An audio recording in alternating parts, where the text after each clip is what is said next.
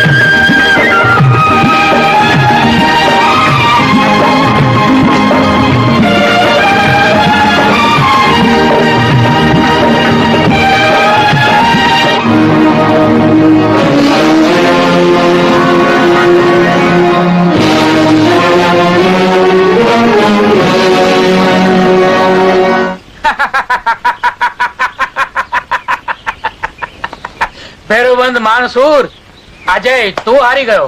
અરે અભયસંગ, આપણી ભાઈબંધી સામે આવી હજારો હાર મને મંજૂર છે. અભયસિંહ બાપુ, બધાઈ હો, તમારે ઘેર દીકરાનો જન્મ થયો. અરે અભયસંગ, મારા ભેરુભાઈ, કહું મારી તૈયારી કરાવો.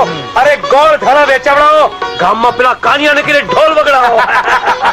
જરૂર જરૂર માણસુર, આજે મારા હરખનો પાર નથી. અરે પુત્ર જન્મને પગલે તો મારી જીત થઈ છે. આ ઘરેણાને હું શુકનમતા સમજીને સંઘરી રાખીશ. અરે અભયસંગ, આ ઘરેણાને મારા તરફથી તારા દીકરાને ભેટ જાણજે. અભયસંગ બાપુ, તમે ઝટ ઘોડો પલાળો. દુધા યારના બેઉ દીકરાઓએ મિલકતના ભાગ હારું પંચાયત ભેગી કરી છે ને પંચ ફેસલો આપે પહેલા નહીં પહોંચો તો બેઉ લડી મરશે. અરે રે, દુધા યારના દીકરાઓ બાપની અબરૂને બટ્ટો લગાડવા બેઠા છે. સમજે તું જા, ઝટ મારો ઘોડો તૈયાર કર. અને તું જા, હું હમણાં ઠકરાને મોઢું દેખાડીને આવું છું. ભલે બાપુ. અભયસંગ બાપુ ખરેખર ઓલિયાનો અવતાર છે. કોઈ પણ ઘરના કુટુંબ ક્લેશ પતાવવા પહેલા ઉભા રહે છે.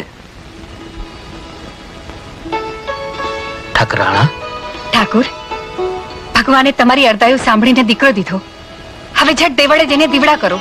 દેવડા તો આવતીકાલે ગામ અને ગઢના ગોખલે પ્રગટાવીશ ઠકરાણા. પણ આજે તો મારે બાજુના વડવાળી ગામે 2 ભાઈઓનો કજિયો ઠારવા જવું છે. તમે તો બસ મલકની તકરારો ને વાંધા વચકામાં જઈને જ પહેલા ઉભા રહો છો. આપણે કોકનું ભલું કરશું તો ભગવાન આપણું ભલું કરશે. હમણાં ગયો ને દીવાબત્તી થાય એ પહેલા તો પાછો આવી પહોંચ્યો. જાઉં. પંચ ત્યાં પરમેશ્વર કહેવાય અને હું પંચને સાક્ષી રાખીને કહું છું કે મિલકતનો બધો ભાગ બાપુ મારા નામે કરી ગયા છે. અરે તારા નામે કરી ગયાનો અર્થ એ નથી કે એમાં મારો ભાગ નથી. અરે તારો ભાગ હોત તો મરતી વખતે કરેલા દસ્તાવેજમાં તારું નામ ન હોત. અરે તો મરતી વેળા એમની બુદ્ધિ બગડી ગઈ હતી એટલે ભૂલી ગયા હશે. બાકી ભાઈએ ભાગ તો જગતમાં પડે જ ને. હું તને ભાગ નહીં જ આપું કારણ કે બાપુ માંદા હતા ત્યારે તે પૈસાની દવા નથી કરી. અરે એક દી ચાકરી પણ નથી કરી. ચાકરી તો નથી કરી પણ બાપુનું મોં સુધા જોવા આવ્યો નથી. તોય હું ભાગ નહીં છોડું. ભાઈ શાંત થાવ. પંચે બેવની વાત સાંભળી અને લાગે છે કે હિરજીની વાત પ્રમાણે દસ્તાવેજમાં નામ નથી અને વીરજીની વાત પ્રમાણે એ દીકરો છે એટલે ભાગ તો મળવો જોઈએ. પણ પંચ ફેંસલો આપે. ફેંસલો આપતા પહેલા વિચાર કરજો મુખી કે જો મને ભાગ નહીં મળે તો અહીંયા તલવારું નીકળશે. તો હું એ દૂધા આયરનો દીકરો છું. તારું માથું ઉતરતા પાછો નહીં પડું. તો લે. અરે આ શું કરો છો? ખબરદાર. વીરજી આ શું કરો છો? અભેસંગ બાપુ આજ તમે વચ્ચે બોલો તો તમને કાળિયા ઠાકરની આણ છે. હા બાપુ આજ અમને જ ફેંસલો કરી લેવા દો. તો પછી આ પંચને સારું ભેગું કર્યું છે. અરે પંચનો ફેંસલો મને અન્યાય લાગે છે બાપુ ને તમે હટી જાઓ. હટી જાઉં એટલે દૂધા આયરની ડેલીએ કહુંબો પાણી કર્યા છે એ ભૂલી જાઉં? અરે મહિનો એને ઘેર રહીને મહેમાન ગતિ માની છે એ હું ભૂલી જાઉં? અરે દીકરા તારે જો ઘા કરવો હોય ને તો પહેલો ઘા મારા ઉપર કર. નહીં બાપુ નહીં. આજ તમે હટી જાઓ. આજ હિરજી ભાઈ મટીને દુશ્મન બન્યો છે. અરે તારી દુશ્મની મને મંજૂર છે પણ ભાગ તો નહીં જ આપું. હિરજી ભાઈએ ભાગ તો જગતમાં જુગોથી ચાલ્યા આવે છે અને તારે તો કોઈ છોકરા છે નથી. તો પછી માંદે સાજે આ તારા ભાઈઓના છોકરા સિવાય તારી સેવા કરશે કોણ? પણ હિરજી ભરતે ભાઈની ચરણ પાદુકા ગાદીએ મેલીને પૂજી તો ભારતમાં પૂજાયા અને રાવણે વિભીષણને રાજ ન આપ્યું તો એ રણમાં રોળાયો.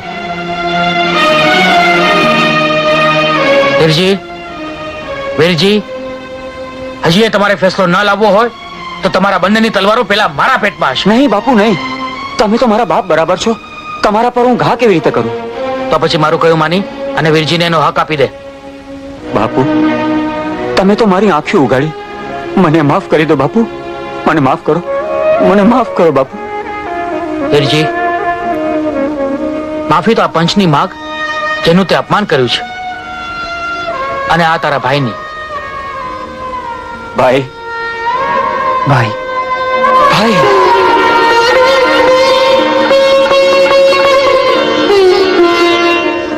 બાપુ હવે તો વાળું કર્યા વિના નહીં જવાય. હા બાપુ. સાંભળ્યું છે તમારા ભેરુબંધ અભેસંગને ત્યાં ઘોડિયું બંધાયું ને દીકરો આવે છે. માણસોર ઘરમાં છે કે? અરે આવ શેઠ વાળું કરવા બેસો. વાળોની વાત પછી કરજે. પહેલા મારી વાત સાંભળી લે. આ 4 વર્ષ થયા તે શેઠને વટલાવ્યા છે. હું પંચને કહીને આવ્યો છું આવતીકાલ સવાર સુધીમાં મારું વ્યાજ નહીં મળે તો તારે શિરામણ શેરીમાં બેસીને કરવું પડશે. સમજો? પણ શેઠ મારે તારી કોઈ દલીલ સાંભળવી નથી. સવારના કાતો પહેલા વ્યાજ ભરી જા નહીં તો પંચની સાક્ષીમાં સવારે ખોરડું લીલામ કરાવીશ. જય શ્રી કૃષ્ણ. તમે તો કહેતા હતા ને મારા બાપુએ દાયજામાં દીધેલ દાગીના તમે શેઠને વ્યાજ પેટે દઈ દીધા છે. હા ફૂલબા પણ એ દાગીના તો હું દાવમાં હારી ચૂક્યો છું. ધણી આ શું બોલો છો તમે? આખો દી કહું માના કેફમાં રહેનારા તમને એટલો એ ખ્યાલ ન રહ્યો કે 4 મહિના પછી મને સીમંત આવવાનું છે. ખેતર તો વેચાઈ ગયું. હવે આવનાર માટે રહેવાનો આશરો ના રહ્યો. ક્યાં હાર્યા દાગીના તમે? અભેસંગની ડેલીએ. ઈ તો તમારા ભેરુબંધ થાય છે ને? 5માં પૂજાય છે ને? હા ફૂલબા. ધણી હું તમને હાથ જોડું છું. તમે અભેસંગ પાસે જાઓ અને માડીને વાત કરો નહીં તો આશરો નહીં રહે. પણ ફૂલબા ખરેખર ધણી જાઓ ઘરેણા લાવીને શેઠને આપો. આપણે મજૂરી કરી અભેસંગનો કરજો ઉતારી દઈશું. ધણી 6 મહિના પછી આવનાર સંતાનનું શું થશે?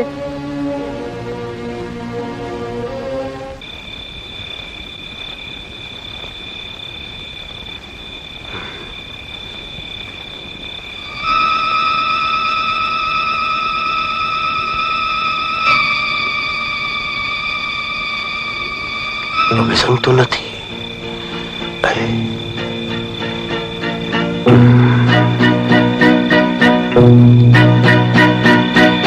દાગીના તો આ રહ્યા.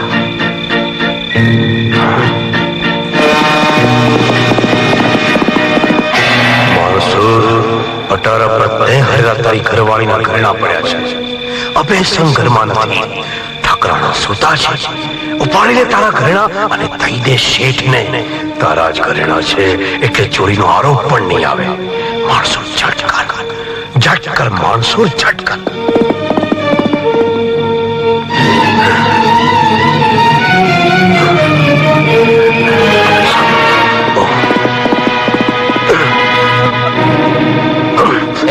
એ કોણ છે તું? કોણ છે?